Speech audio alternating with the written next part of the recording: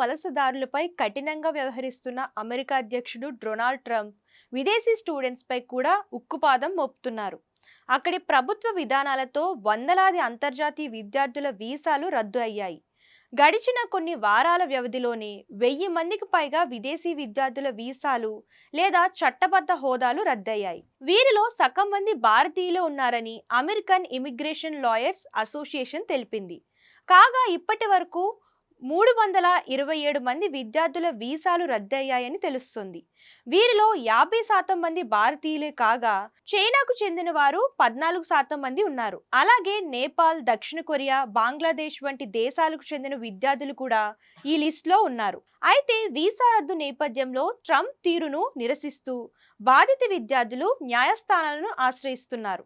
వీసాల రద్దులో Trump ప్రభుత్వం సరైన చర్యలు తీసుకోవడం లేదని ఆరోపిస్తున్న స్టూడెంట్స్ తమ వీసాలను రద్దు చేయడానికి సరైన కారణాలు కూడా లేవని చెబుతున్నారు. ఈ క్రమంలోనే తమను స్వదేశాలకు పంపించకుండా నిలుపుదల ఆదేశాలు ఇవ్వాలని కోర్టులను అభ్యర్థిస్తున్నారు.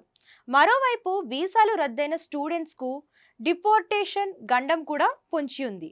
ముఖ్యంగా Stanford, Ohio varsity, Harvard university of Maryland విద్యార్థులకు ముప్పు ఎక్కువగా ఉంది. గత నెల చివరి వారం నుంచి ఇప్పటి వరకు సుమారు 160 కాలేజీల నుంచి 1024 మంది విద్యార్థుల వీసాలు రద్దయినట్లు అంచనా.